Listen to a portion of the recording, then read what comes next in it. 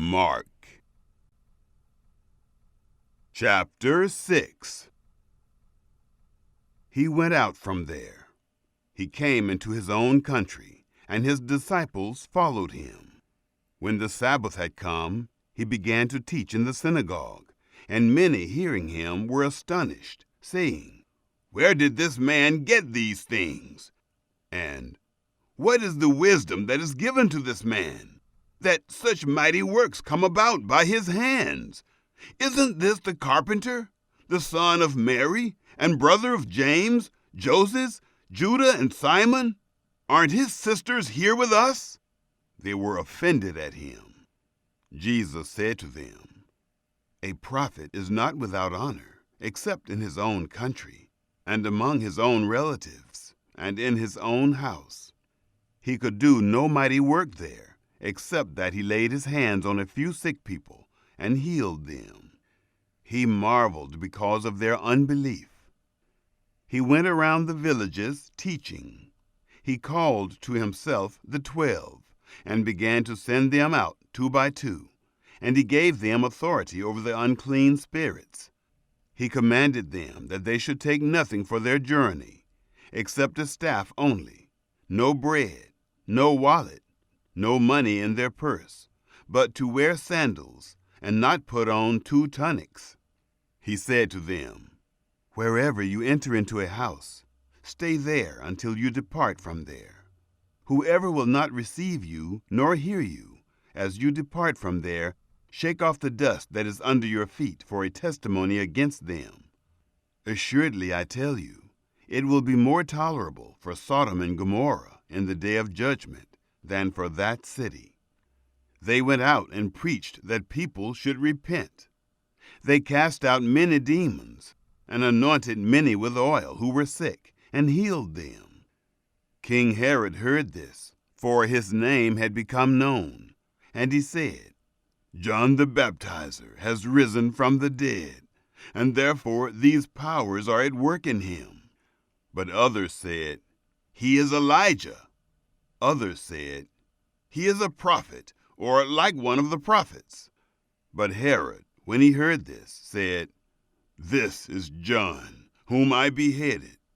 He has risen from the dead." For Herod himself had sent out and arrested John, and bound him in prison for the sake of Herodias, his brother Philip's wife, for he had married her. For John said to Herod, "It is not lawful for you to have your brother's wife." Herodias set herself against him, and desired to kill him, but she couldn't. For Herod feared John, knowing that he was a righteous and holy man, and kept him safe. When he heard him, he did many things, and he heard him gladly. Then a convenient day came, that Herod on his birthday made a supper for his nobles, the high officers, and the chief men of Galilee. When the daughter of Herodias herself came in and danced, she pleased Herod and those sitting with him. The king said to the young lady, "Ask me whatever you want, and I will give it to you." He swore to her, "Whatever you shall ask of me, I will give you, up to half of my kingdom." She went out and said to her mother, "What shall I ask?" She said, "The head of John the Baptizer." She came in immediately with haste to the king and asked, "I want you to give me right now the head of John the Baptizer on a platter." The king was exceedingly sorry, but for the sake of his oaths and of his dinner guests, he didn't wish to refuse her.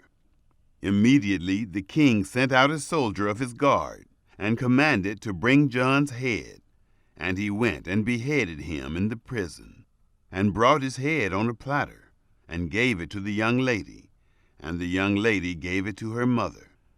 When his disciples heard this, they came and took up his corpse and laid it in a tomb. The apostles gathered themselves together to Jesus, and they told him all things, whatever they had done, and whatever they had taught.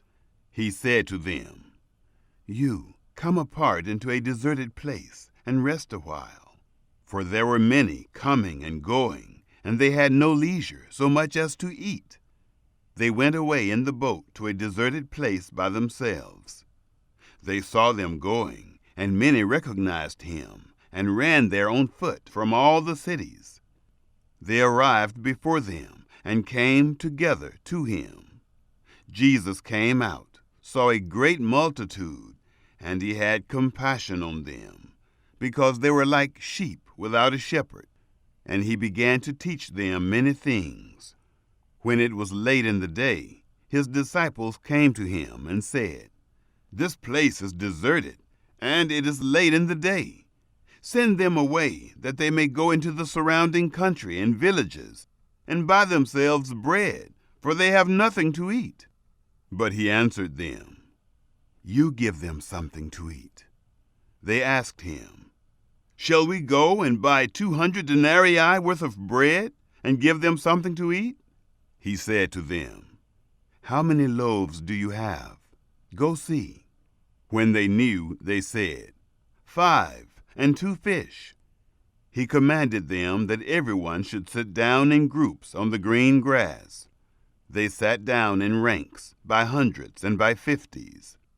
He took the 5 loaves and the 2 fish, and, looking up to heaven, he blessed and broke the loaves, and he gave to his disciples to set before them.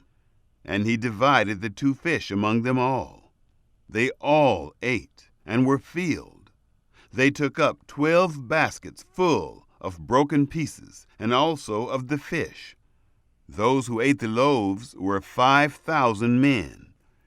Immediately he made his disciples get into the boat, and to go ahead to the other side, to Bethsaida, while he himself sent the multitude away.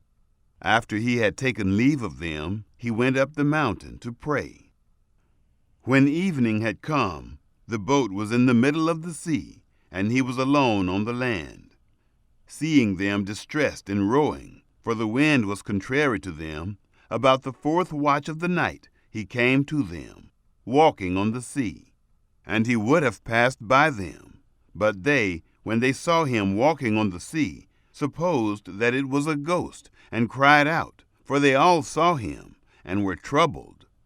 But he immediately spoke with them, and said to them, "Cheer up, it is I. Don't be afraid."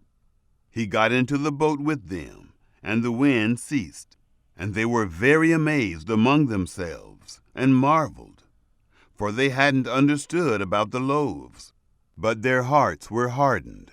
When they had crossed over, they came to the land at Gennesaret, and moored to the shore. When they had come out of the boat, immediately the people recognized him, and ran around that whole region, and began to bring those who were sick on their mats to where they heard he was. Wherever he entered, into villages or into cities or into the country, they laid the sick in the marketplaces, and begged him that they might just touch the fringe of his garment. And as many as touched him were made well.